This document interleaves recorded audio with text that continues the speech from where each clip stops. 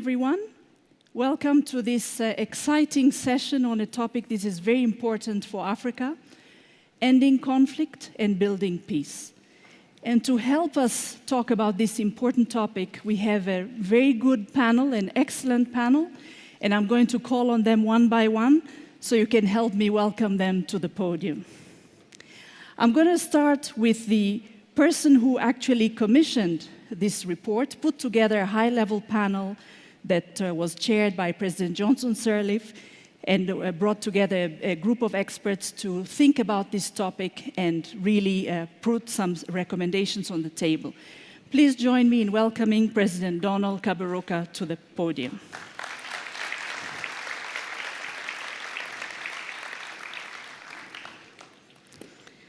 Welcome, Mr. President.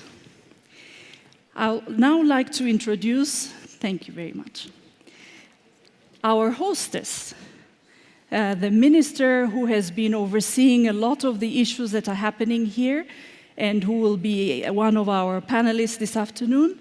And I know many of you already know her, but let me introduce Honorable Minister Louise Mushikiwabo. Please join us at the podium.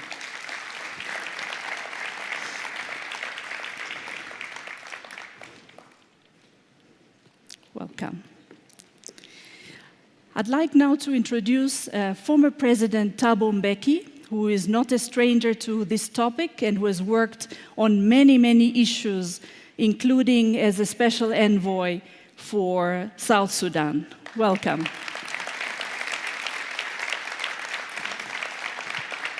So please.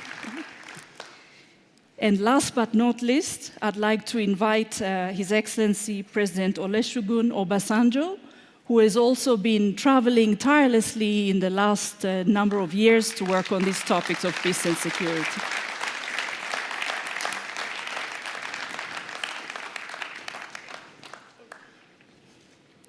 Thank you, Excellency.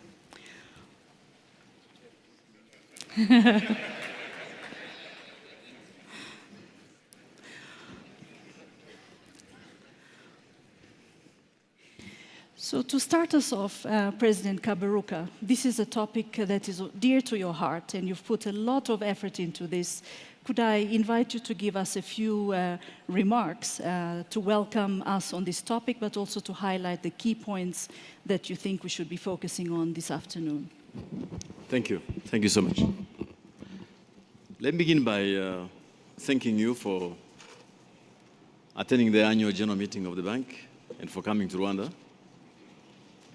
I know you have so many things to do, but we're very glad to see you here.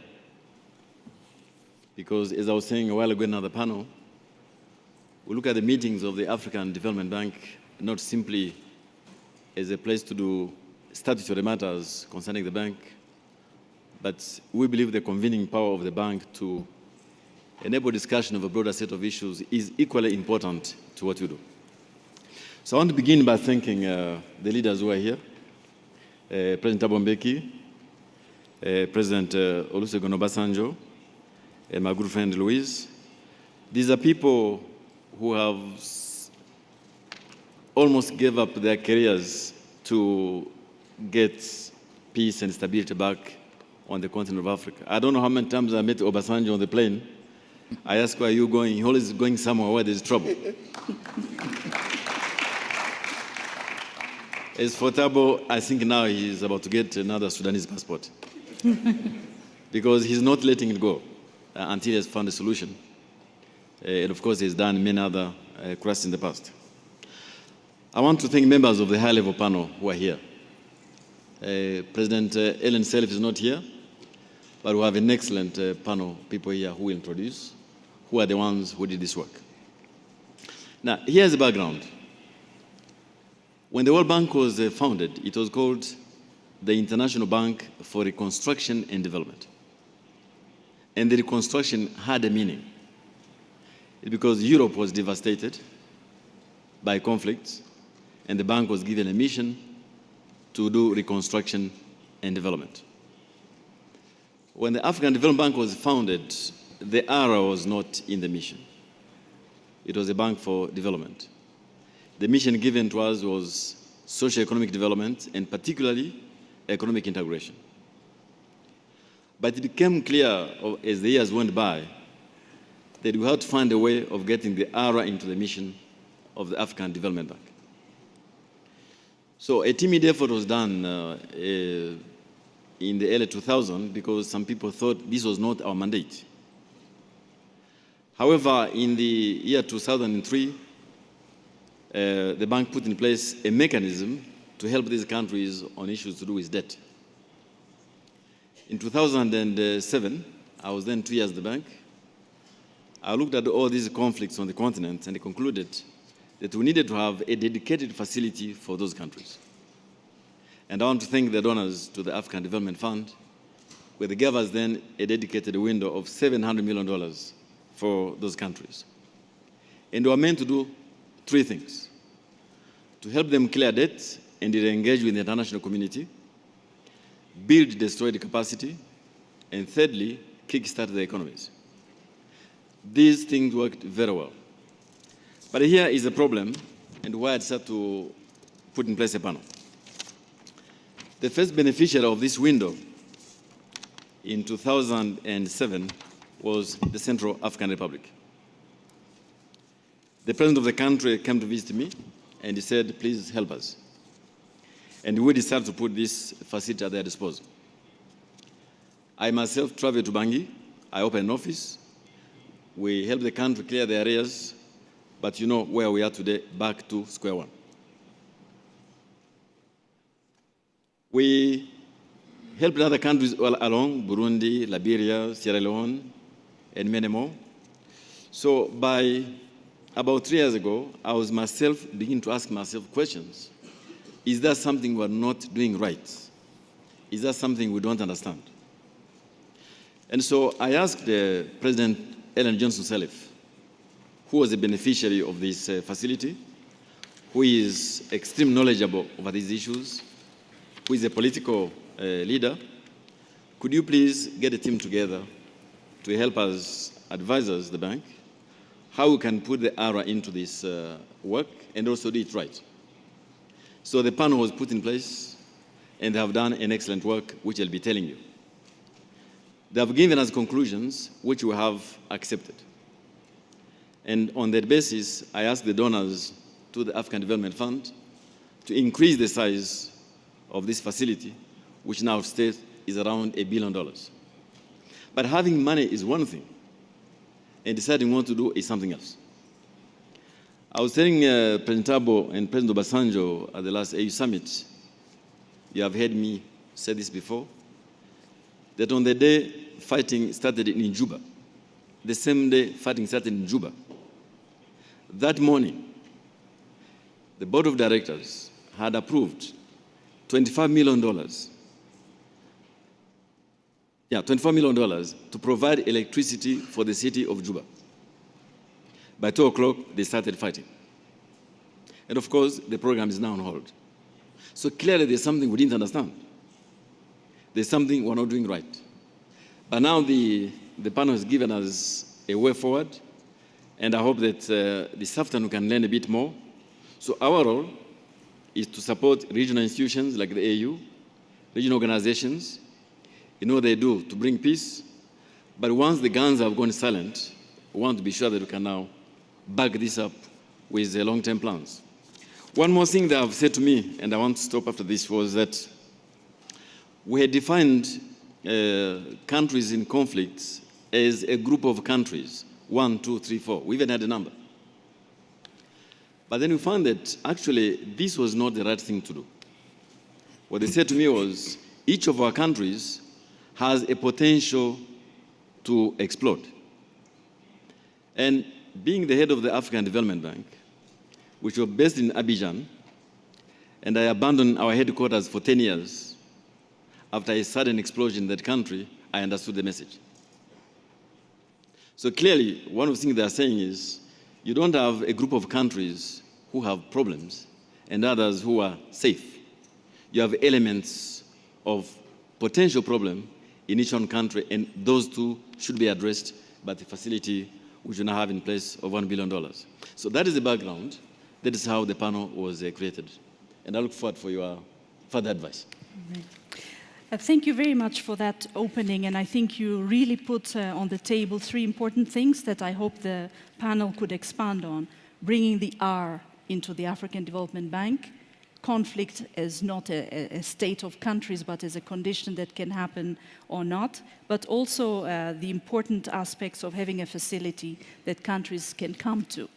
So to dig deeper into these issues, we have with us members of this expert panel, and one of their representatives, Mr. Greg Mills, will be joining us to explain how did you do your work, what were your main findings, and what advice do you have for the bank, but also for the participants at this meeting. So, Greg, if I could invite you to the podium to share with us the outcome of your report.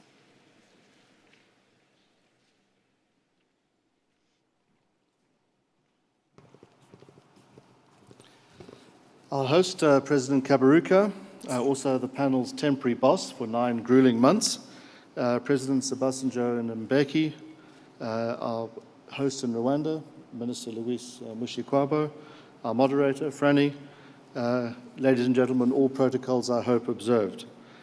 I'm going to give you, as the moderator has asked, a few words on escaping the fragility trap and building resilience in Africa, some of the findings of the work of this panel. But I really want to focus on 3 issues. The first is to talk a little bit about the process, secondly, a little bit about the background, and thirdly, as the moderator has requested, something about digging into these findings.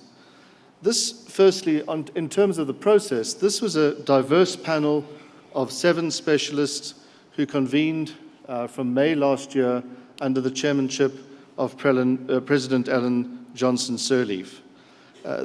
The other panelists are Rakiya Omar, Gilbert Houngbo, Barbara Stocking, Callisto Madavo, Sarah Cliffe, and a minister from my own country, Geraldine Fraser-Moleketi, now with the African Development Bank. The meetings kicked off in Liberia last September after a considerable amount of fieldwork had been done and a number of specialist papers commissioned, and there were numerous consultations in Brussels, Washington, many trips to Tunis, and consultations in Tunis, and so on. The report was ready at the beginning of this year and was presented to the AU Summit on the 30th of January this year. And since I know that all of you have read the report, let me offer a few words on the background. We know that about 1.5 billion people, ladies and gentlemen, live in conflict-affected and fragile states. Of the 26 fragile states so classified worldwide, and I'll come back to the point that President Kaberuka made a moment ago about these classifications, some 20 are commonly said to be in Africa. Many of these countries are resource-rich. By definition, they're also skills and governance poor and poverty-stricken, averaging around $500 per capita, even though 5 of the fastest-growing countries during the 2000s were in fact classified as part of this fragile grouping. They're clumped generally at the bottom of the UN's Human Development Index.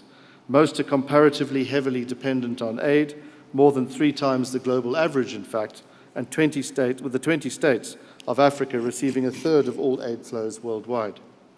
Most rely on a single commodity for the bulk of their export revenue, likely to be in mining, gas or oil, or a single agricultural crop. They have higher income inequality than the world average and congregate near the bottom of various indices, including Transparency International's Corruption Perceptions Index and the World Bank's Ease of Doing Business rankings. Now, these statistics illustrate a paralyzing and often self-defeating dysfunctionality. In such environments where the state cannot often provide basic services and infrastructure, including schools and hospitals and roads, this exacerbates the fragility trap. Poor education implies fewer skills, and this means fewer opportunities, less growth, lower revenue, greater inequality, greater societal frictions, and more violence.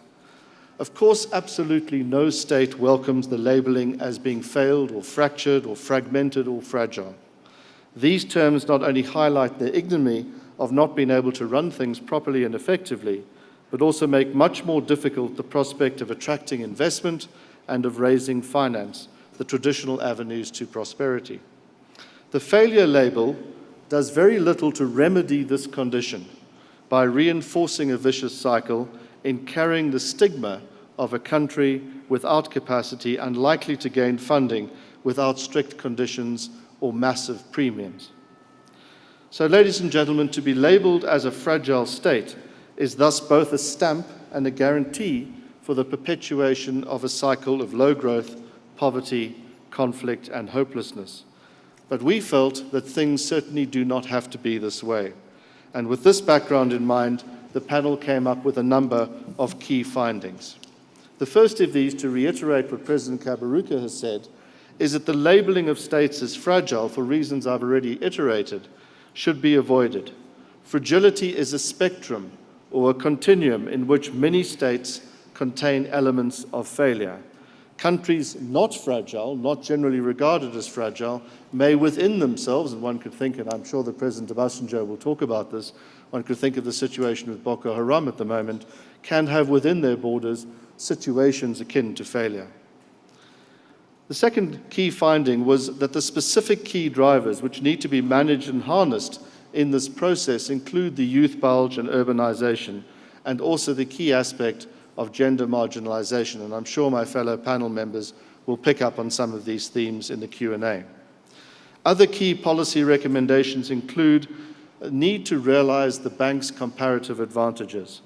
One recommendation is to look at fresh approaches to bank activity in fragile situations. President Kaberuka has already spoken about the need to expand the window or the facility when it comes to fragile states, but in particular there is a need to get the politics right. And while this is not strictly, the panel felt, within the bank's remit, the bank, it is also recognized, has unparalleled expertise to deploy in this regard, and needs to work in this area of politics and of criminal justice sector reform, for example, without which much of its good work could be jeopardized. Indeed, the bank has to be there in these environments at an early stage. If getting the politics right, ladies and gentlemen, is one key essential aspect, another is to assist in creating the conditions for employment. In this, expanding GDP and increasing income per capita is thus a first-order priority. Indeed, our work in the Fragile States panel identified ways in which donors can help fragile situations. One is through assisting with the establishment of competent and transparent local bureaucratic capability, the aim being to reduce corruption while developing key areas of capacity, including in tax collection, for example. Another is to subsidize key areas of infrastructure, such as electricity provision, with so-called pioneer investments by donors, subsidizing the provision of political risk also to private investors.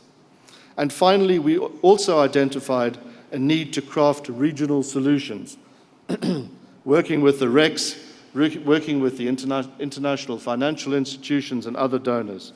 We agreed in the panel, in the report, which I know that you will now read, just as the problems lie regionally, so do the solutions.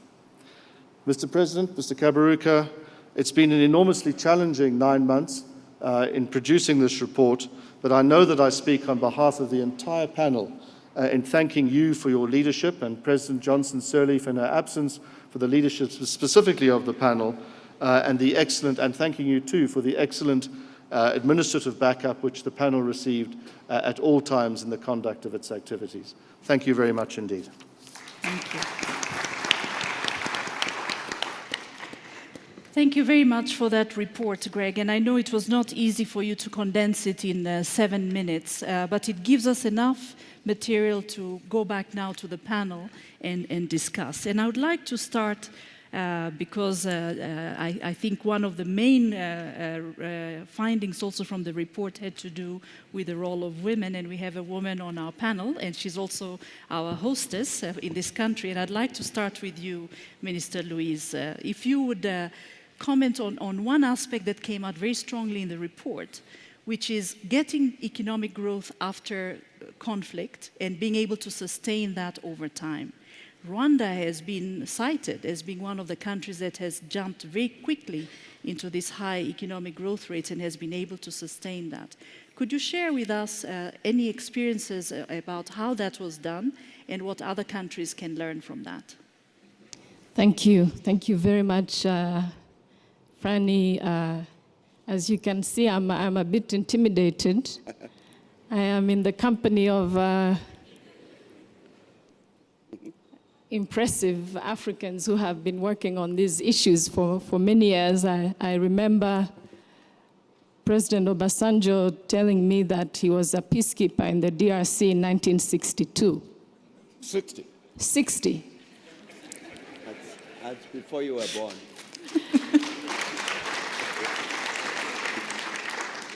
And we were just in the lounge talking about South Sudan with President Mbeki and his insight. And so I'm privileged. I want to begin by welcoming Your Excellencies. Donald, welcome back home, and welcome all of you to this meeting of the African Development Bank.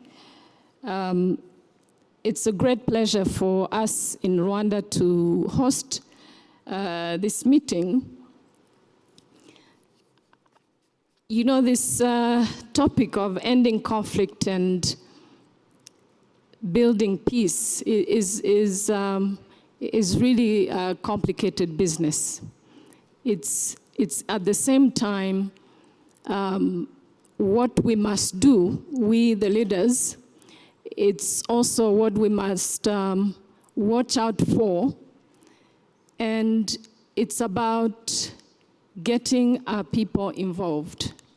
I am a strong believer in the fact that ending conflict, managing conflict, creating economic growth and sustaining economic growth has a lot to do with the people. There are many elements that are important, and I want to thank the panel also for the report. I browsed through the report, and I was scared by the fact that fragility could come from anywhere at any time. So, but I am a child of Rwanda's independence, and I was born and grew up in this country, and I've been following the course of this country since then. And ending conflict, sustaining peace, securing peace for a long time, in my view, has a lot to do with issues of bread and butter. It's about providing to our people. It's about engaging our people to the best of our ability. And it is also putting the responsibility to them alongside the leaders.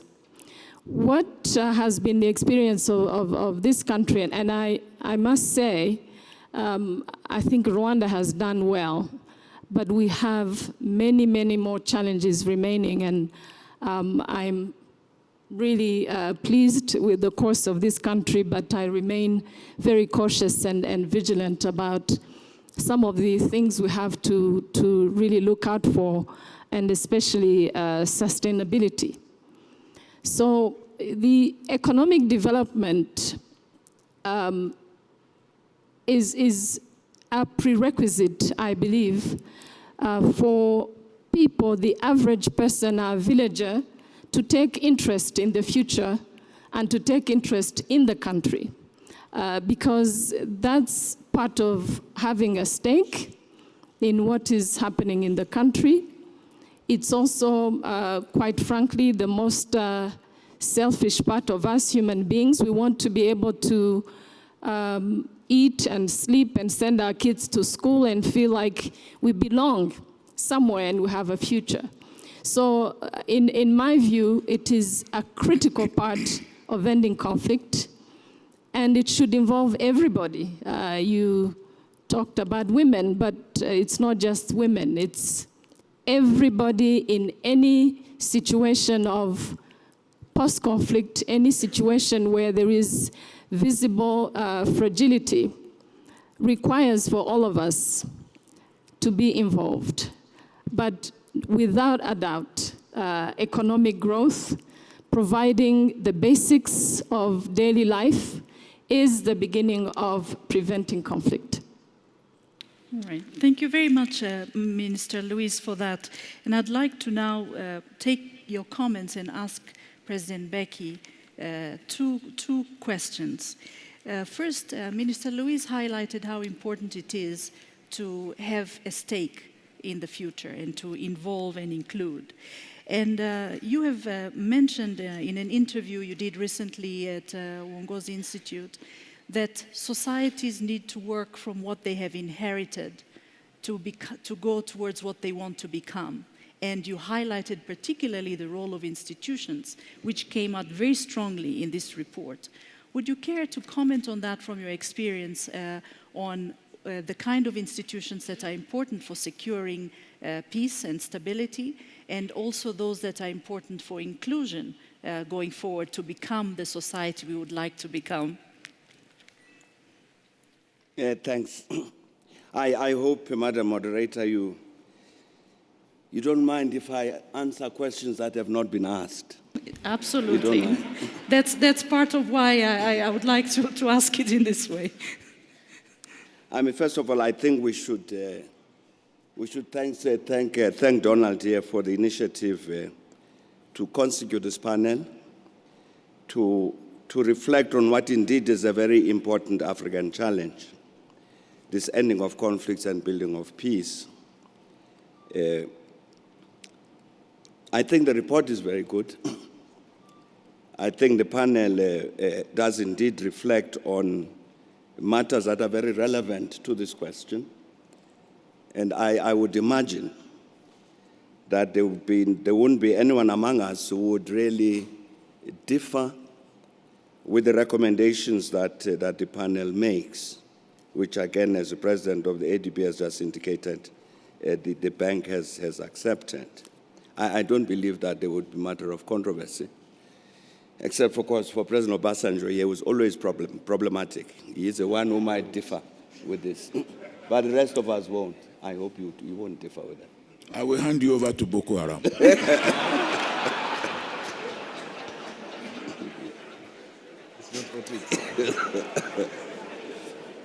Now, so the topic that we're given is this one, ending conflict, that the panel was dealing with, ending conflict and building peace in Africa. In his introduction just now, Greg Mills, quite correctly referred to the matter of politics. It's quite correct, and I think it's very fundamental to what we're discussing. This is the question that was not asked.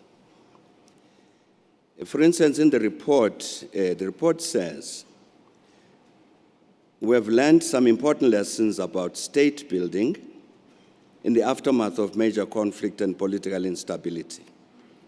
One is on the primacy of politics. It goes on to say, overcoming fragility is first and foremost about building or re-establishing the underlying political settlement on which the state is constructed. Without solid political foundations, attempts to build resilient institutions are unlikely to succeed. Without the right politics, any of these things which are very correctly proposed by the panel are not going to happen. So, the fact of the matter, we're talking about specifically to the topic ending conflict, start with that, ending conflict. I think to ask the question, how do conflicts begin? They don't begin because of a youth bulge. They don't begin because of urbanization or gender inequality or climate change. Conflict on our continent, I'm quite certain, constitutes a failure of leadership. And this is central. Donald here referred to decisions taken by the board of the ADB with regards to helping South Sudan to electrify Juba on the same day in which a conflict broke out. That conflict was eminently avoidable. And I'm quite certain President Obasanjo here is leading a commission to investigate the causes, etc., of that conflict. I'm quite sure, President, you will come to that conclusion, that it was eminently avoidable. The source of the conflict, I'm saying, was a failure of leadership. Failure of leadership, of the entire leadership of South Sudan. And I think if you look around the continent, with regard to all of these conflicts, you have to welcome the president, no? Go ahead. You welcome him now. No, please. President Kagame, on behalf of the ADB,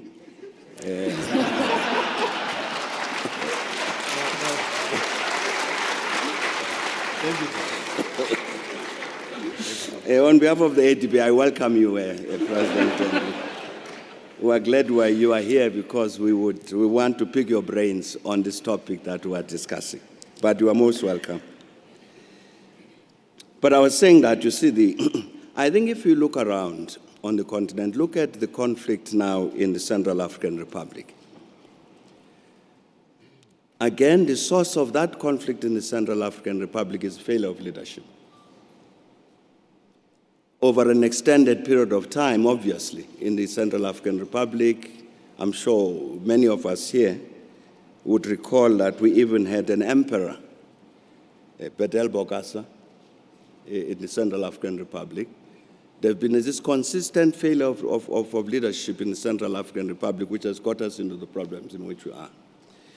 So I really do think that when we want to discuss this issue of ending conflict and building peace, we have to focus on the matter to which the report refers, of the politics.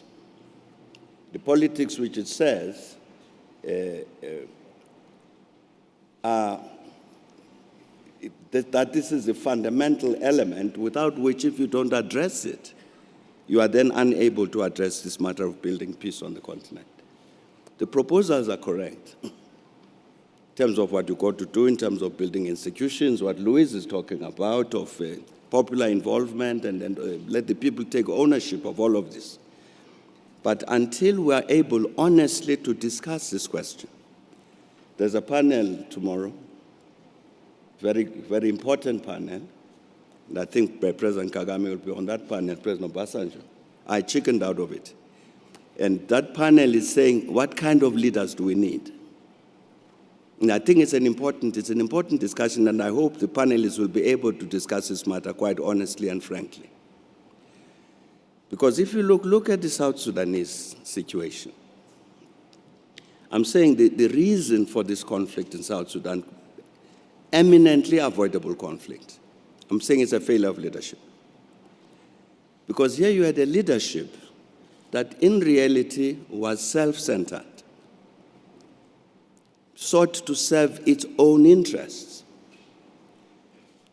instead of the interests of these masses of the people that it claims to lead.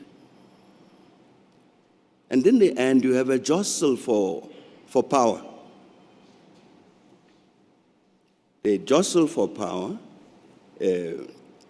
which then spills over into this war.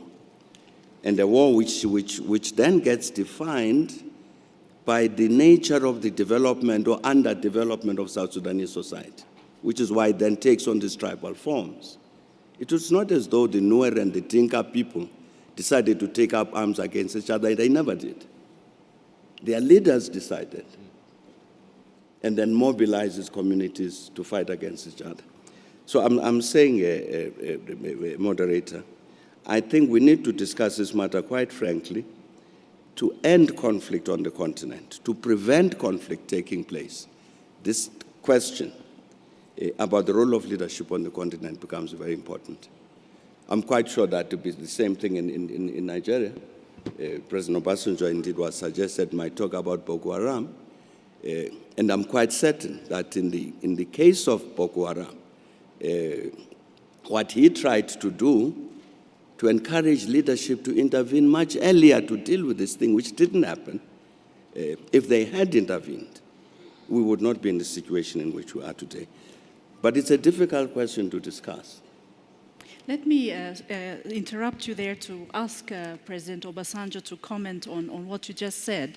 But also, if you could comment on the question that came very strongly in the report of the high-level panel on new and emerging types of conflict. And President Mbeki mentioned one of them, and the important role of leadership in that area. But if you would care to comment particularly, how do you manage, especially fragility as a state, how do you manage with these new and emerging conflicts, the risks, so that you don't end up in a constant state of conflict?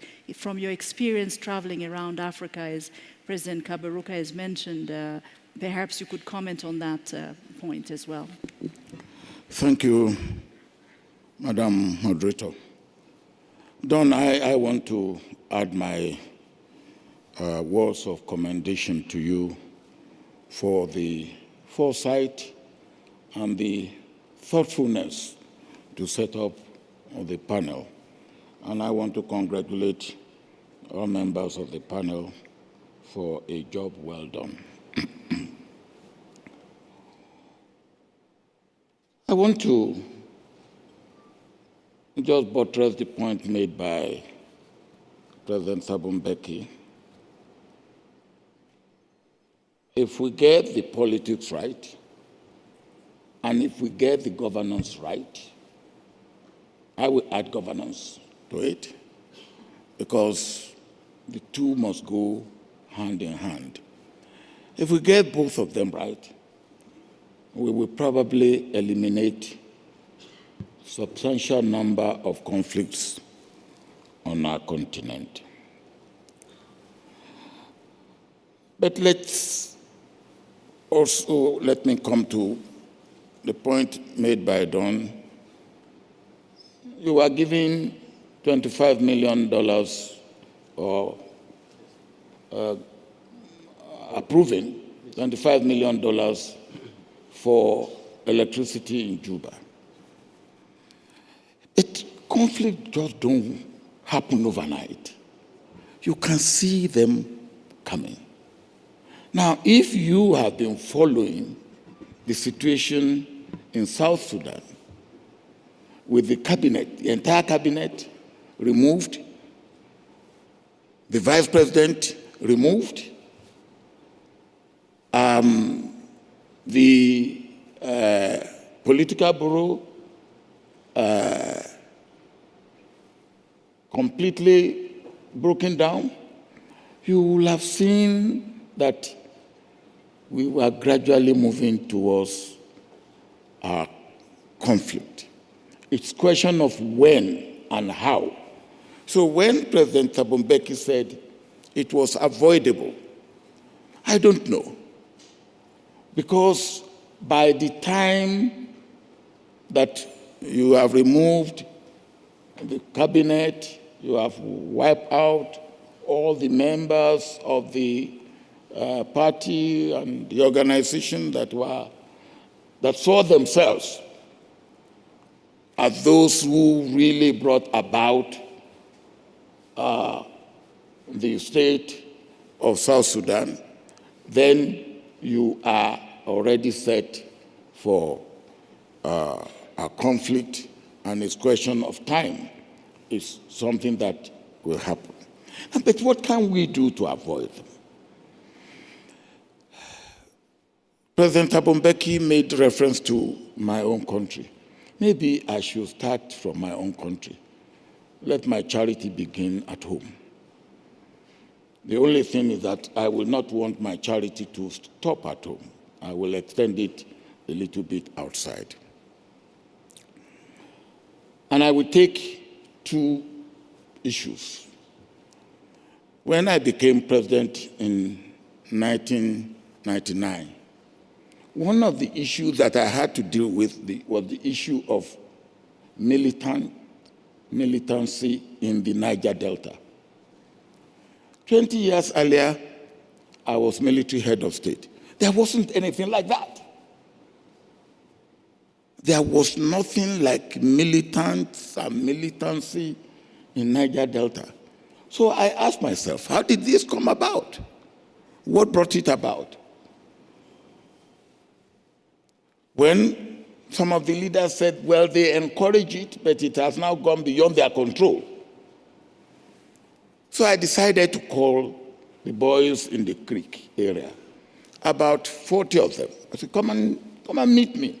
Whatever crime you must have committed, forget about it. On this occasion, you will have amnesty for you to come. They came.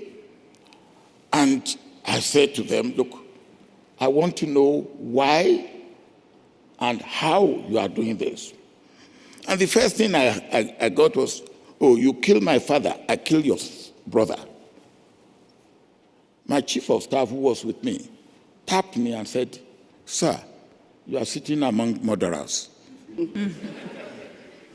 I said, yes, I know.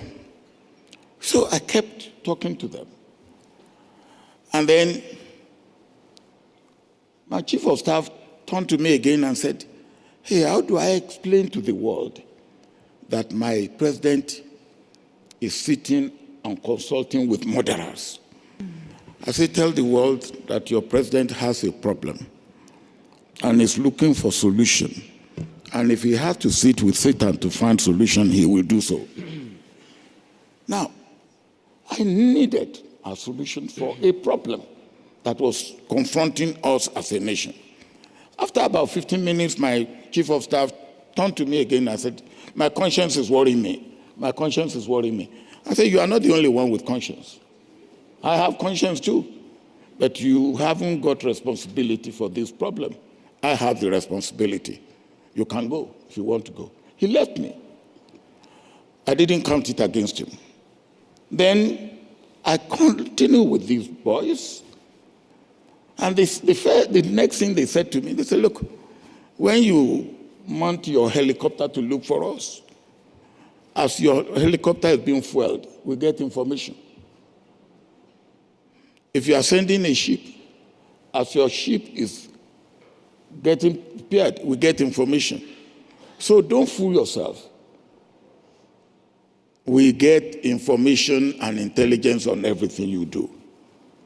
Now, that made me feel, well, how powerful am I or how weak am I?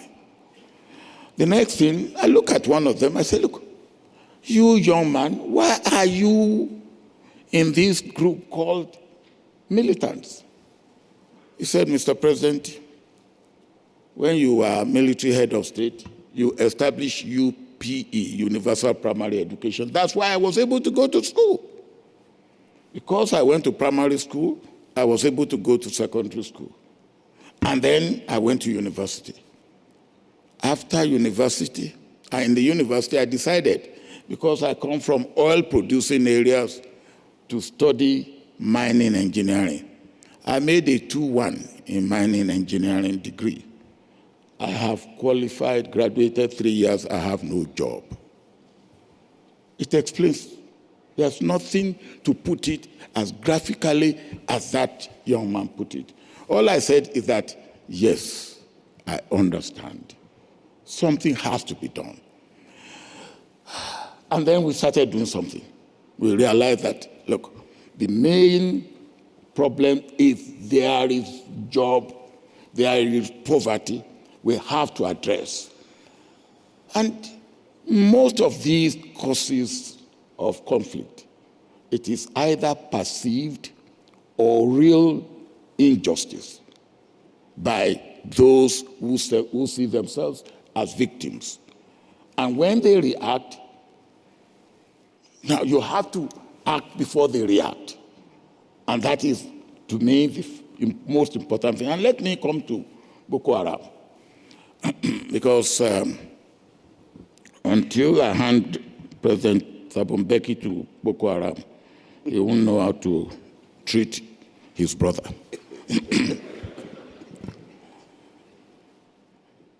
This thing called Boko Haram, we heard of them, we didn't know really what they were. So when they attacked the UN building in Abuja, I was worried. I called the Inspector General of Police. What is this? He said, they are a bunch of riffraffs. I called the National Security Advisor. What is this? He said, they are a bunch of riffraffs. I went to the president. Of course, the president will give what his security officers are giving. He called them a bunch of riffraffs. And I said, Mr. President, I'm a bit worried. I'm worried because young men and young women who must love life, if they put a band or a belt of gunpowder around their waist and hold detonator in hand and blow themselves up, there must be a reason. Are they mad? Is it fundamentalism of whatever nature? What exactly is it?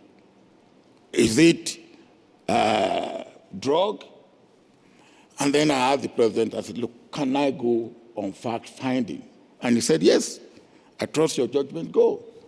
In fact, if you want plane, I will provide a plane. I said, no, keep your plane, because once I take government plane, I become identified as government agent. So I went, to cut the story short. And they gathered themselves together, not Boko Haram. Later on, I actually realized that they said there were Boko Haram among them. But I was dealing with their lawyer through proxy. And what did I want to find out? Is there an organization? Yes, there was an organization. That organization, has it got an aim? Yes, their aim is Sharia. Sharia is no problem in our own country because it's part of our constitution. So it should not be a problem. Do they have grievances? Yes, they have grievances. Their leader was taken by military and handed over to police. He was killed in cold blood. The father-in-law was killed in cold blood. The number 2 man was killed in cold blood. And they then went to court to get compensation. They got compensation, and the compensation was not paid. Then they said, look, if we cannot get protected by the political leadership, coming again to governance and politics, and we cannot get protected by the law, legally, then we will take law into our hands. By the time I finished, I asked, are there leaders? They say, yes. The lawyer said, if you want to see their leaders, give me 3 hours. I gather them together, but not in Nigeria. Can we talk too? He said, yes. But they don't want to talk in Africa. I said, this is an African problem. Let us talk about it in Africa. I suggested 2 countries, and they agreed. I reported faithfully to the state governor, who I say, look, from what I have heard, what I have seen, you can contain this menace within your state. And he said, yes, I will do all that you ask me to do and more. But when I start doing it, Abuja will say I become a member of Boko Haram. I said, all right, let's see what we can do. I went to report to the higher authority. Nothing happened. I told them to cease fire for 21 days, to wait for government for reaction. They ceased fire for 21 days. I went out of the country. I came back 20 days later, and they asked me, what has happened? I said, I told you that I am not in executive position. I can only report. I have reported, and if nothing has happened, nothing has happened. And they said to me, they will hear of us. 24 hours later, they started, and they haven't stopped since then. Now, you can see politics, governance, leadership. And most of these conflicts, they are like wounds, sore. If you do not attend to them in time, they fester and they become gangrous. Let me follow up on that question, President Obasanjo. And first of all, turn to President Kagame. You've been listening keenly to what has been said from the panel. Would you care to comment on any of the issues that have been brought on the table before we go back to dig a little bit deeper? But you've been listening very carefully on these questions that have been raised here.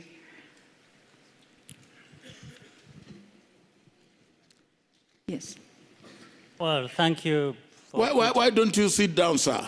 I've been sitting down for a long time. I want to rest from that. But let me say, I followed what was being discussed for the short time I've been here.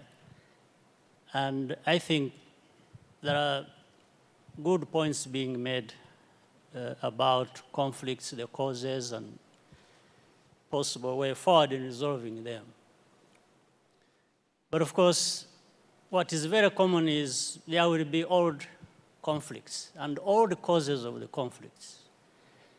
There will also be new kinds of conflicts, as has been said, and possibly new causes as well. But what has been mentioned by the panelists that is important, the constant should be the kind of politics, the kind of leadership, the governance in place so that these old or emerging causes or conflicts can be resolved. This is key. And another way to look at it also and raise a question which we must answer is, for so long, we've discussed conflicts, causes of conflicts, and actually have quite a good idea as to what is needed for such a conflict to be resolved. Now, the question is, if we have analyzed conflicts and the causes, if we really have a good idea what all this constitutes, then what? So it comes, therefore, to the point that the leaders, therefore, should be there to deal with these problems. And here I'm not even proposing that there is one leader who can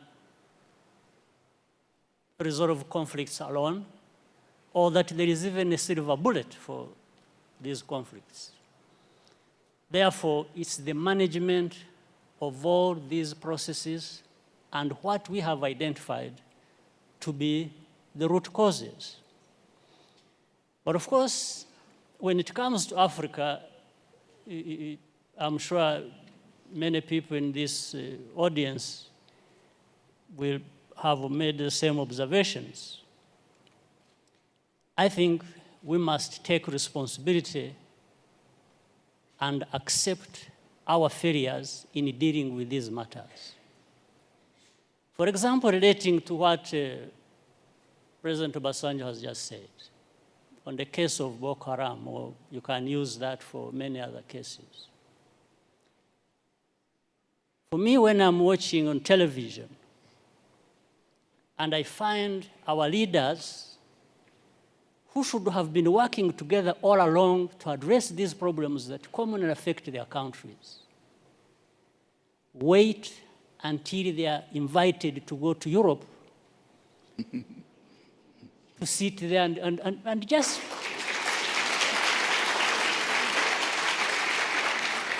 it's like they are made to sit down and address their problems. Why does anybody wait for that? What image does it even give about us, about Africa? In fact, the image it gives is that we are not there to even address these problems. We are there for a photo opportunity. We are happy to sit there in Paris with the president of France and address and just talk about addressing problems. It doesn't make sense that our leaders cannot get themselves together to address problems affecting our people. It doesn't make sense. Of course, I'm saying this painfully on the other hand that, well, I look forward for the time when I can be like the two former presidents. I think they are more free to say things than I do. Being where they are and me being where I am. So I tend to remain with some reservations about what I have to say because, but I think there is that serious problem. African leaders, we don't need to be invited anywhere to go and address our problems without first inviting ourselves to come together to tell each other the actual truth that we must tell each other about our serious problems.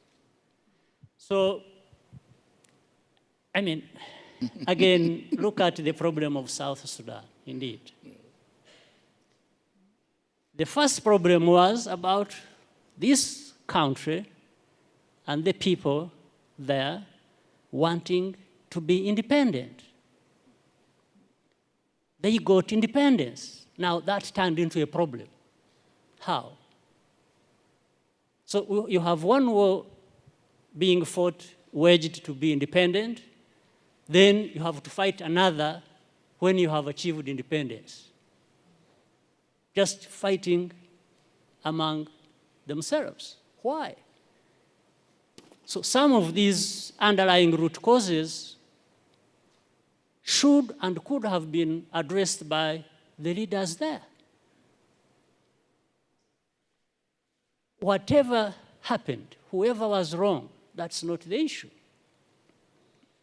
It is still the responsibility of leaders. If they can't resolve the matters themselves, why not? Why not call upon neighbors to say, come and help? We have a problem here. Maybe there is a problem between the president and the vice president. And if they can't resolve it, and each one thinks he's the one who is right and the other is wrong, and they are going to divide the army and government and everybody else to go on either side and start fighting, well, I think in between the time that starts and when it actually happens, something can be done. But it has to be leaders to work towards that and avoid the catastrophe that, like we are seeing or have seen or that has already happened in South Sudan. But of course, the unfortunate part is that the most majority who suffer are the innocent people who have nothing to do with it. Women, children, and even many men are innocent in that situation. So this is, I'm not giving answers, probably I'm raising more questions than, or adding to others that have been raised. So for the time being, let me stop here. Thank you. Thank you.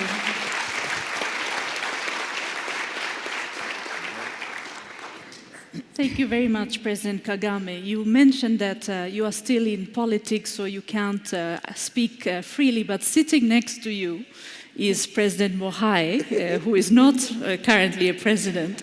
And if I could ask you to comment on what you've been hearing from the panel, but also from what was just said by President Kagame, and of course, from your role on CODA, which is a Committee on Development Effectiveness in Africa, and the work you've been doing there.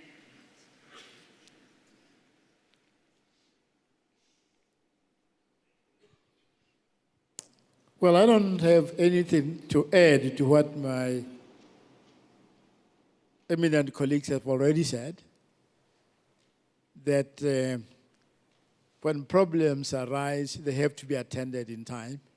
I think that the lesson that the President Obasanjo has just taught us. And that one of the things that both of them have said, and the President here, is to find out what the actual cause is of the grievances. And that once you have done that, you then try to attend. And that in any case, all conflicts in the world, even wars themselves, can only be ended when there is some negotiation between the parties to the conflict. And that therefore one must be willing to sit down, even when some of the worst things have happened, to sit down and talk, try to talk sense into each other in order to bring conflict. And then try to ascertain or find out what it takes for the other people to come to the table. But all in all, I get the message about the importance of leadership, that the role of leaders is to take initiatives to try to deal with problems as they arise, and that their own egos must be subordinated to the importance of nation building or peacemaking. And that some of our problems, as the President has mentioned, really arise from our self-interest and greed. I think some of the things, when we said that we must talk about some of the problems, President Mbeki, my understanding of those problems, that some of them is greed, where people come to power and are obsessed with self-importance. And we have to acknowledge it to ourselves that we are part of the problem. And we should stop being part of the problem and begin to be part of the solution. I think that's all I can say. The overriding importance and responsibility of leadership. Leadership which realizes that when we say, in my language, we say a chief is a chief by virtue of the people. The South Africans have translated it and said, you are because I am because you are. Let me stop there. Thank you.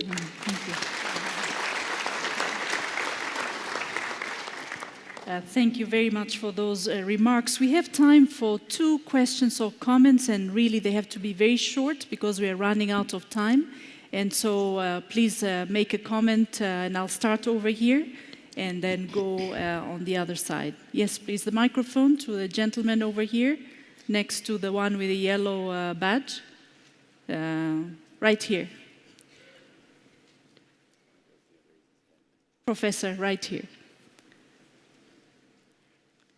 And I have time for one more, so if there's anyone who wants to ask, this is your chance to raise your hand so I can see you.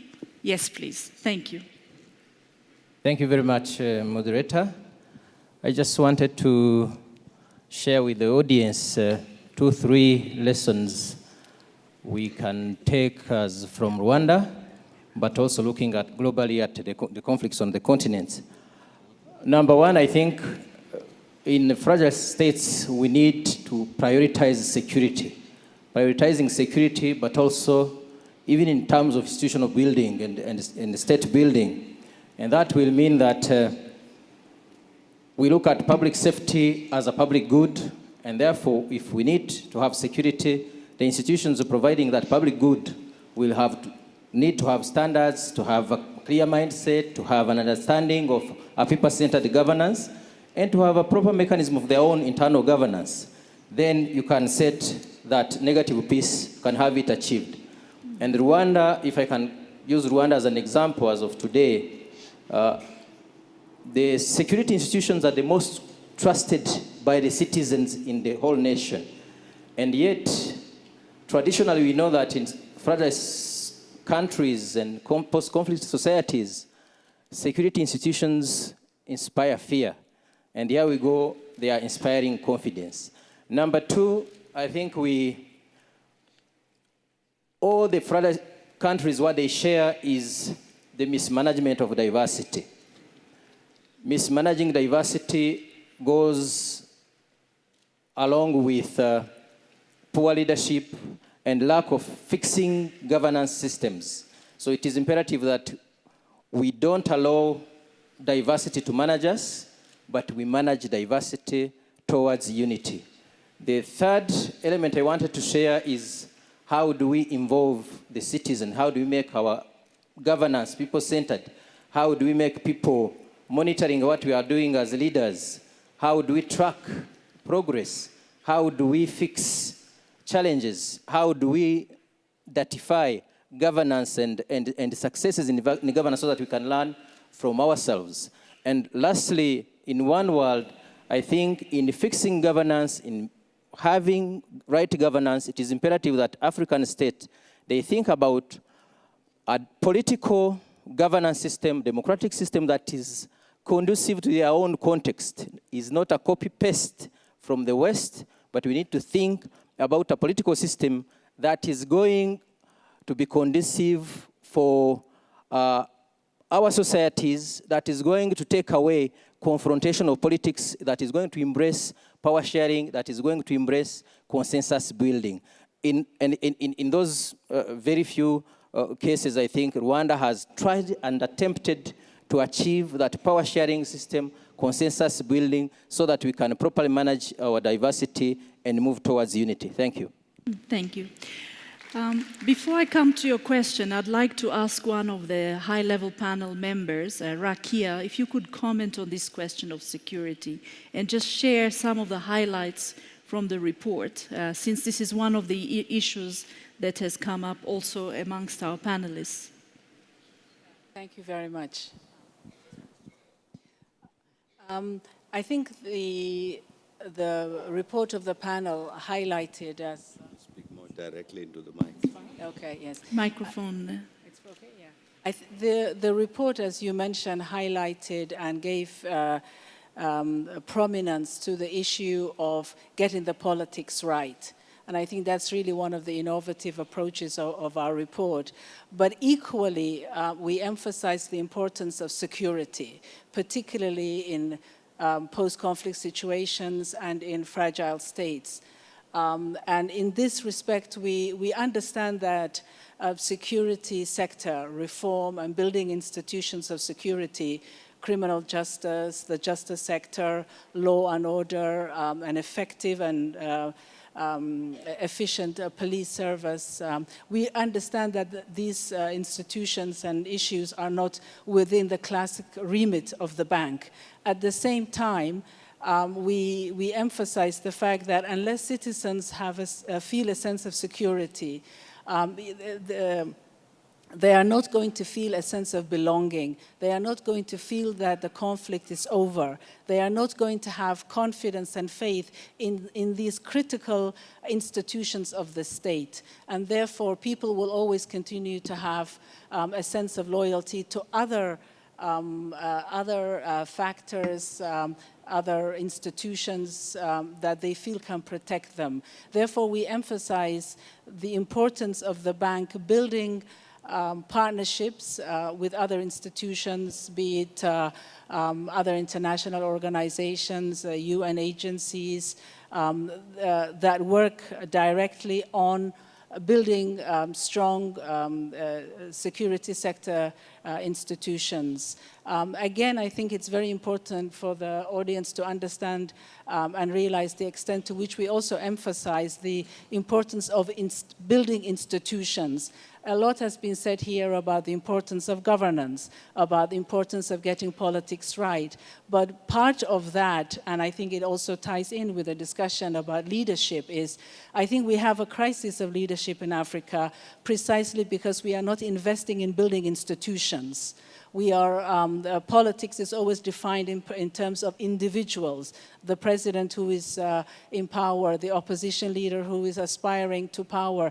But there is very little investment in building institutions that are entirely independent of the ego or the aspirations or the political agenda of those particular individuals. So I think it would be misleading to isolate leadership from governance, from institution building, from a sense of security. I think they are interlinked, and I think that's what our panel debated a great deal, and what we also emphasized in our report, that these issues are interlinked. You can't have a fair and effective system of governance if you don't have justice. You can't have justice if you don't have strong institutions. You can't have strong institutions if you have poor leadership. So they are interlinked, and I think it is very important to address them from this perspective. Thank you. Thank you. I'm told by Dr. Kaberuka that we have a little bit more time, so I can get a few more questions, but you've been very patient, so let me hear from you, and then we have a question up here in the front. So please go ahead. Merci, madame. Je pense que pour peut-être faire le gender balance, il y a une femme à côté de moi qui veut intervenir après. Ça permettra de s'assurer de la présence et de la contribution des femmes. Madame je voudrais saluer les hautes autorités. Je suis autant intimidé que mon homologue du Rwanda par la présence dans ce panel des présidents Obasanjo et Thabo Mbeki. Je suis le ministre d'État Touakes Mabri de la Côte d'Ivoire. Ces deux personnalités sont intervenues dans la situation de la Côte d'Ivoire. Je voudrais également dire toute ma très haute considération au président du Rwanda qui nous accueille. Je voudrais ici saluer le président Kaberuka et cette initiative importante. J'ai eu la chance d'être invité donc à Monrovia il y a quelques mois pour participer aux travaux du panel en tant que pays fragile, et c'est le cas donc de la Côte d'Ivoire, comme vous le savez. Le président Kaberuka, dans ses propos préliminaires, a dit pourquoi tous ces investissements ne donnent pas les retours qu'il faut. Il a donc posé cette interrogation qui est pertinente, et je voudrais dire que pour moi, et je rejoins le président Obasanjo, les raisons sont à la fois économiques et politiques. On ne saurait exclure, et chaque conflit est particulier. C'est vrai qu'il y a des traits communs, mais chaque conflit est particulier, et on ne peut pas donc dire qu'aujourd'hui, la question de la pauvreté, la question de l'emploi qu'il a évoqué ne trouve pas de la place en même temps que les questions de gouvernance dans nos pays. Il y a aussi la question de la gestion et donc la prévention des conflits, qui nous amène à d'autres analyses ici. La capacité propre de nos pays, ou même du continent, à agir en anticipant ou en intervenant lorsque les conflits se présentent. Nous sommes généralement obligés d'attendre les forces des Nations Unies avec des financements qui viennent de l'extérieur. Lorsque le panel a été reçu par le président Alassane Ouattara à Abidjan, il a insisté sur le fait que dans les conclusions du panel, on inscrive la nécessité d'avoir des forces régionales. Au niveau de l'espace CEDEAO, nous avons essayé, ce n'est pas l'Union africaine a les mêmes choses. Alors qu'est-ce que nous faisons? Et surtout, comment nous finançons ces forces? Je voudrais rappeler que nous arrivons de Mexico sur l'efficacité du développement, et les questions qui ont été discutées là-bas ont pris en compte la question de la sécurité régionale et la possibilité, donc, les ressources que notre continent a, qui sont quelquefois spoliées, que ces ressources puissent servir à renforcer notre capacité d'intervention. Et c'est en ce moment-là que nous aurons notre autonomie. Et dans cela, la place de l'intégration, la place des voisins est importante, et je voudrais ici insister là-dessus. Ceci dit, je voudrais dire que la BAD a raison d'ajouter le volet reconstruction, parce que le volet reconstruction prendra en compte nécessairement la question de la lutte contre la pauvreté, la question de l'équité dans la distribution donc, des fruits. Et le président de la BAD a l'exemple avec ce que nous connaissons à la frontière entre la Côte d'Ivoire et le Liberia. Vous savez que la situation s'est stabilisée en Côte d'Ivoire, mais pratiquement chaque 2 ou 3 mois, nous avons une attaque à partir de la frontière libérienne. Est-ce que nos pays, y compris nos voisins, ont la capacité eux-mêmes de protéger le pays qui est devenu fragile? Lorsque eux-mêmes sont fragiles et ont davantage de problèmes, peut-être que nous devons trouver la solution au plan régional et en renforçant les capacités. Je terminais, Madame, en disant que la Côte d'Ivoire est un cas spécifique qui, en sortant, a vu un chef de l'État qui a assuré un leadership, qui a dit « j'y vais tout de suite avec la paix, la sécurité, ensuite je renforce la réconciliation et la cohésion, puis je fais la relance économique ». Cela nous a conduit à un plan national de développement avec une croissance qui allait très vite en l'espace de 2 ans. Maintenant, nous essayons de voir qu'est-ce que nous faisons au cours des 5 prochaines années, notamment pour que la croissance devienne inclusive et prenne en compte la dimension économique des conflits, en même temps que d'assurer l'émergence. Et c'est pour cela qu'avec le système des Nations Unies, le PNUD, la BAD, nous sommes en train de réfléchir à l'organisation à Abidjan au mois de novembre prochain, peut-être combiné avec le cinquantenaire de la BAD, d'une conférence sur l'émergence avec un pays qui sort de conflit, qui peut mettre des mécanismes, qui peut être accompagné et devenir émergent en l'espace d'une décennie. Et nous pensons qu'à l'occasion, ce sera aussi bon pour que nous puissions renforcer cette discussion. Je vous remercie. Merci beaucoup pour ces commentaires. We'll take one more question and then we'll have to go to closing. So we have, because I had asked already Nkosana here, 2 last questions. Very briefly, please. First, Nkosana, and then yourself, sir. Thank you, Franny.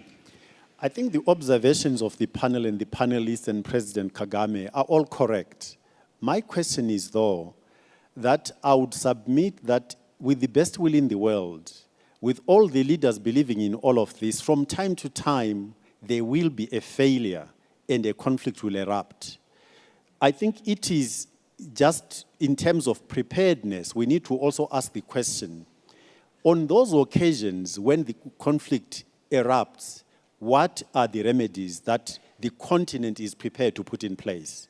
In other words, it begins to ask the question of how we treat and interpret the issue of sovereignty. What are we prepared to do to stop conflicts on the occasions that, in spite of all of the understanding and agreements, something does happen because for some reason we just can't get the 2 sides to agree? Okay, thank you. Yes, please.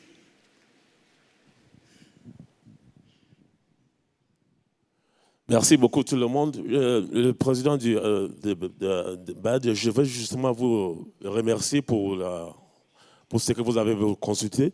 C'est très important pour dire que ce qui est important en Afrique, c'est des institutions qui sont vraiment fortes et pas les gens qui dirigent les institutions. Ce qui est important, c'est les institutions. Et je vous remercie pour mettre en place, comment dirais-je, que vous avez mis sur scène. Et ce que tous les anciens chefs d'État ont dit, c'est vraiment poignant. Et je ne peux pas parler trop parce que tout ce que je voulais ajouter ou demander a été vraiment affirmé par le panel. Merci. Okay, merci. So let me turn back to our panel. You've been listening carefully to these questions. A number of issues have come on the table. Border security, natural resource management, managing tension and being prepared with remedies in case things go wrong in the future, the question of inequalities, but I'll also add the question of urbanization and the growth of cities, which is, according to the report, one of the potential areas for conflict and needing preparedness for us to be able to manage that. So let me start with you, Minister Louise, to comment on these questions, but if you could pay particular attention to the issue of growing cities. Every time I come to Kigali, I'm amazed at how the city has transformed.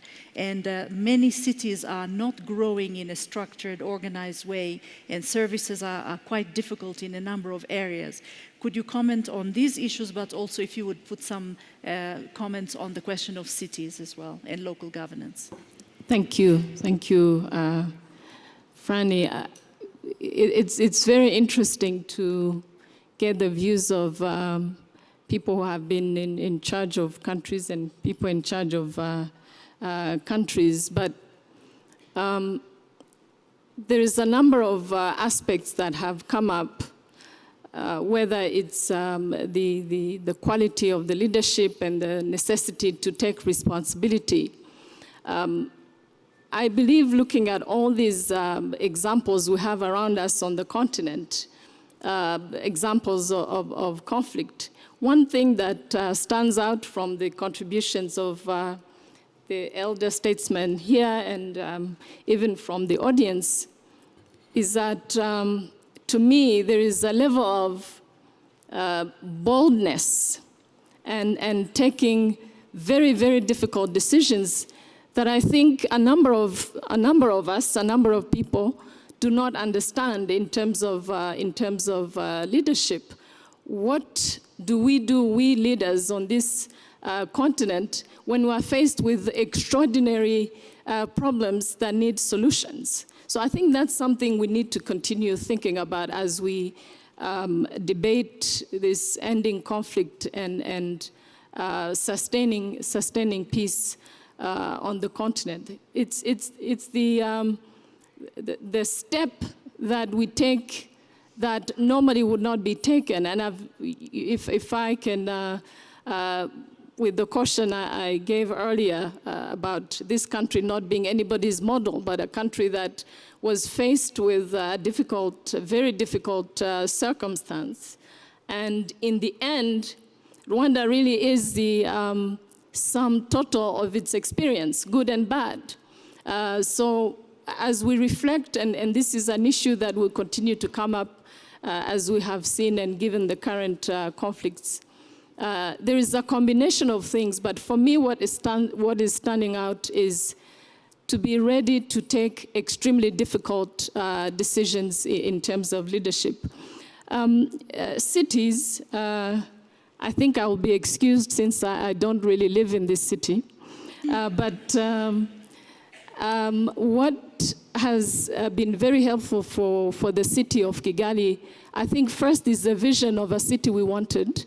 What does this country want 5 years from now, 10 years from now, 50 years from now? And so planning was a very important aspect of what we do. And then very, very simple things, such as ordinary cleaning that most of us in this city are getting used to, making sure that in our own communities around the city, we are coordinated in terms of how the city is planned, and also through our community work, which is every last Saturday of the month. The element of planning is extremely critical. The rest is technical planning and, of course, people who are specialized in planning cities. But I think the evolution and the positive changes have to do with how we envision our cities, but also how we plan for our cities. The rest is, of course, compliance of the city dwellers, who are often not very easy to deal with, but that's also part of what the government has to do. Right. Thank you for those remarks. President Obasanjo, your closing comments on the basis of the issues raised, but also some of the comments made from the floor. Thank you very much. I believe that if I'm asked to say what really will be at the beginning and end of getting rid of conflicts in Africa, I would say leadership, leadership, and leadership. And and of course, that has come out even from the floor. And let me just give 2 or 3 examples. President Kagame talked about leadership, not just the national leadership, but also the regional and continental leadership. When Darfur started, and there was dilly-dallying as to getting troops in, Nigeria sent troops in. Rwanda, a small country with a small army, sent troops in. And that became the beginning.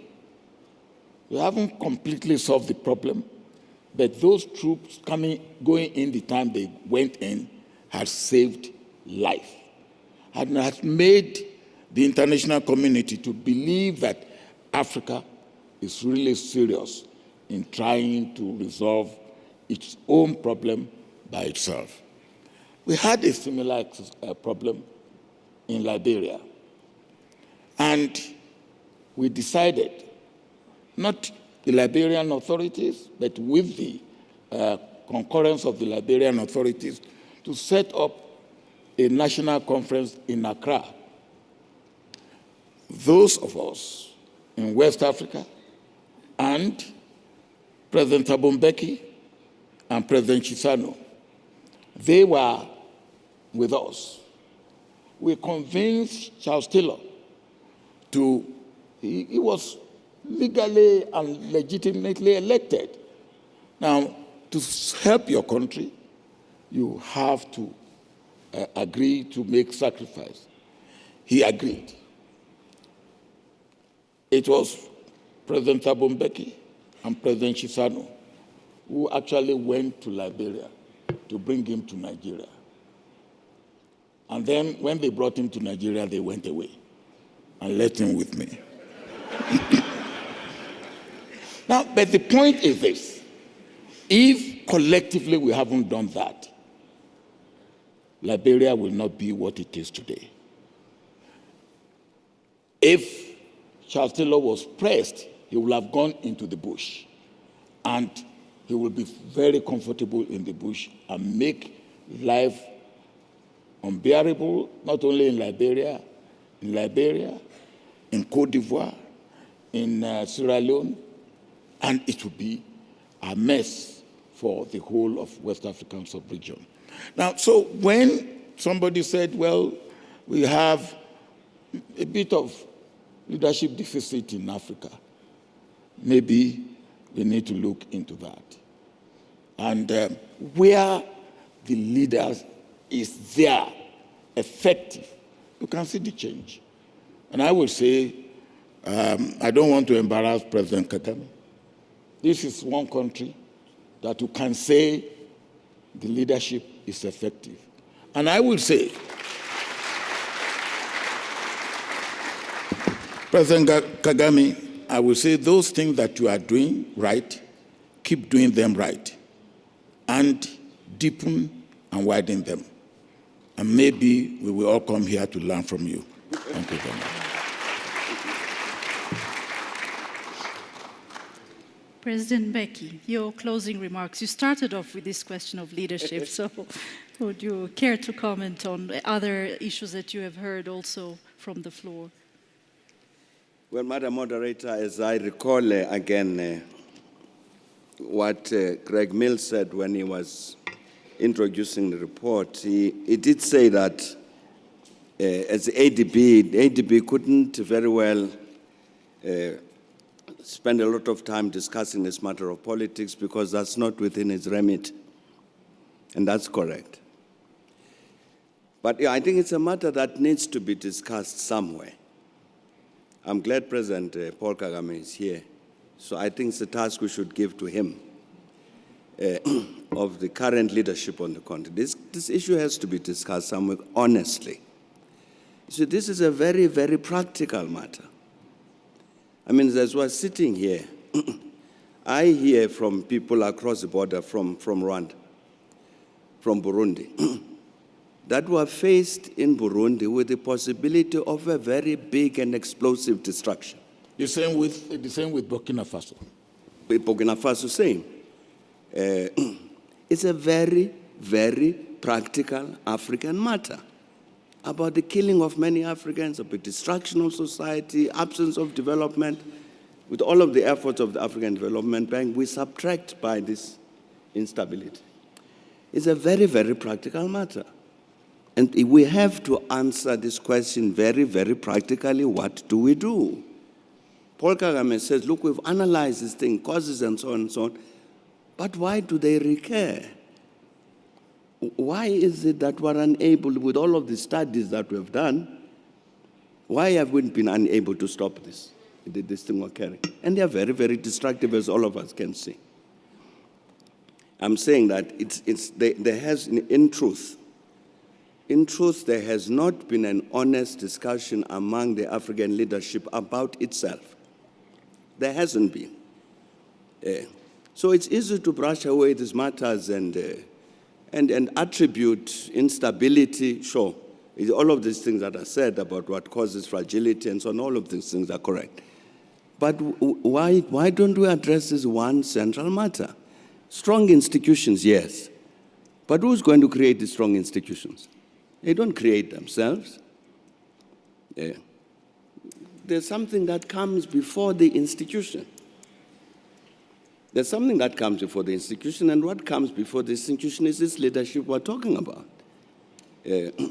But I'm saying that I think this matter has not been discussed honestly among ourselves as Africans to say, look, the leadership in Kenya, the 2007 elections, what went wrong? What went wrong in Kenya with those leadership was leadership. It was a failure of leadership. And that leadership must take responsibility, surely, in Kenya for having allowed that thing to happen. It was not because the ordinary people there decided to take machetes and start chopping one another. But I'm saying the bank is not the place to discuss all of this. Somewhere else. And President Kagame will lead this discussion, an honest discussion. And indeed, when then we talk about peace building, the report that's been prepared by the panel becomes important.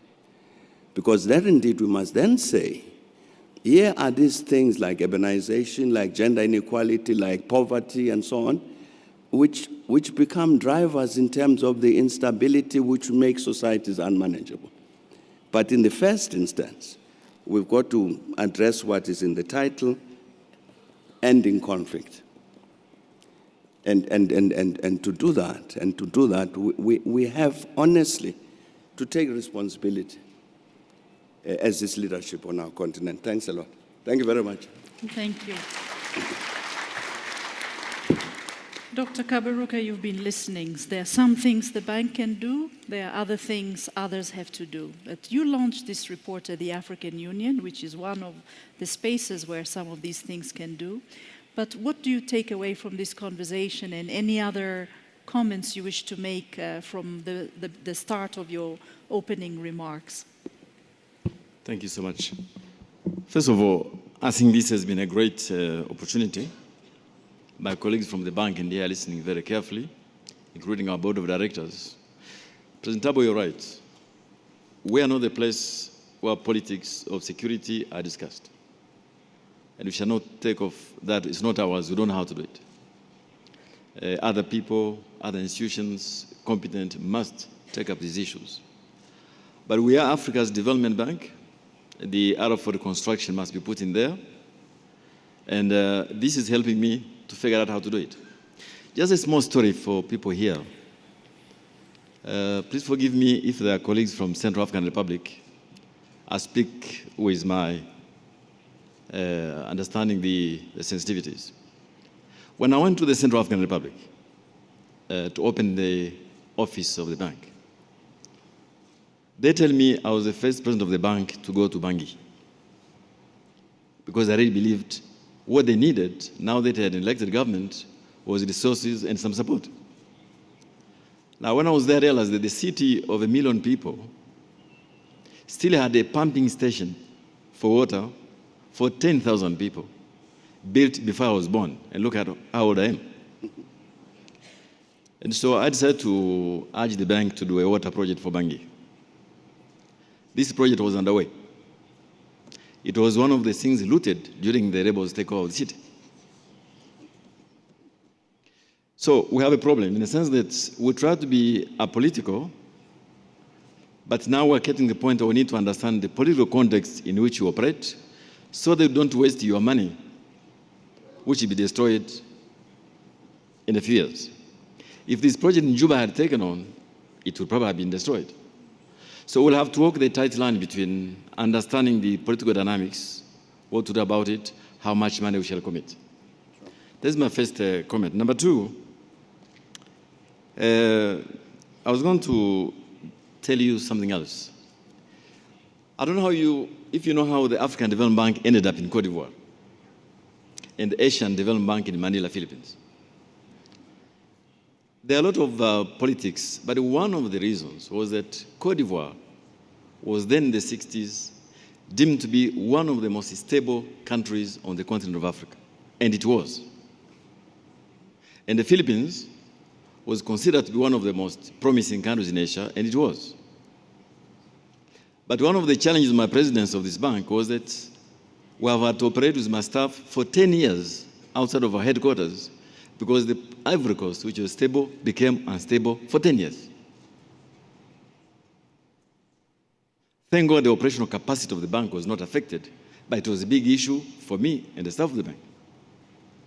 I don't know how they operate in Manila. They've had some challenges as well. The last point I want to share with you, we're under pressure now to reopen the office in Bangui in Juba. The answer I'm giving is we will go there as soon as security is back, precisely because of the reasons you mentioned, President Becky. You have got millions of Africans trapped in there. Number two, you have got effect on the neighbors. Number three, you have got the image of Africa going. Because if you look at television, they say, not conflict in Sudan, conflict in Africa. So we have to handle that. And then, of course, the destruction of capital, including projects that are funded. So for us, this report is extremely important in deciding what to do, where, and when, and we shall learn a lot from it. Finally, now that we have leaders who are here and who have given us their honest opinions, thank you very much for that. One thing you have to look at, I keep wondering, if there was no oil in Southern Sudan, whether this conflict would have been so violent. It's quite possible that you're talking about leaders, but where there is attempt at rent seeking from an easy source of rent like oil, then you have a problem. So I hope when you discuss these issues, where they should be discussed, this matter must be addressed. Oil belongs to the people, it does not belong to the leaders. I think that the people of Sudan, who have to reconcile their country, need every dollar from that oil. Now they have nothing.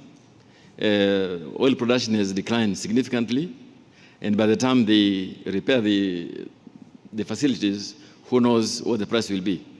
But their way, I want to thank you very much for these contributions. My colleagues and I have listened very carefully. I want to thank the leaders here, the panelists, and the participants. Thank you very much for your contribution.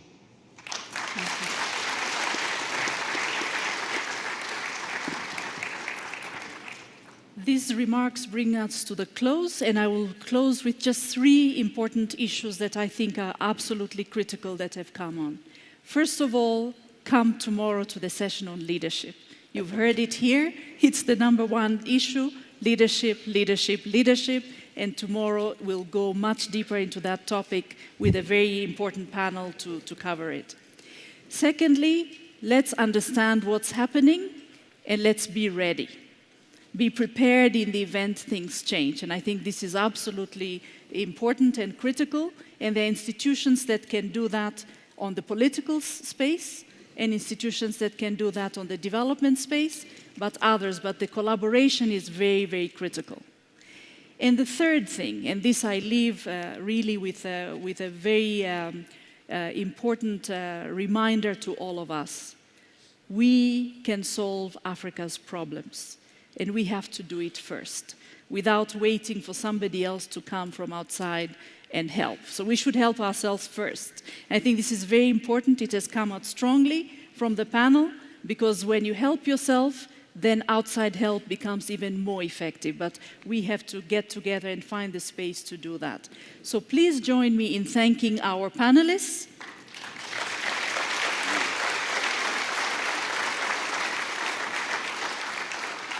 Thanking the members of this high-level panel who put together this incredible report that allowed us to do this here today. And our host, President Kagame, and the country of Rwanda that is hosting thousands of people coming here for the ADB annual meetings. And Dr. Kaberuka, for your leadership as well in bringing this topic to the forefront of the questions that the bank should be considering. Thank you very much, and thank you all. Thank you. Thank you. Thank you. Now close the meeting. I know we have gone a little bit over time, but I can see I left many people out who had questions. Let me encourage you to phrase your questions, bring them. There are many other panels here. It's an exciting meeting. So look at the agenda for each of the topics that you have, whether it's cities, natural resources, leadership. Come with your questions to those panels and bring them there. They will all be entertained and responded to. Thank you so much for your attention this evening, and the meeting is now closed. Thank you.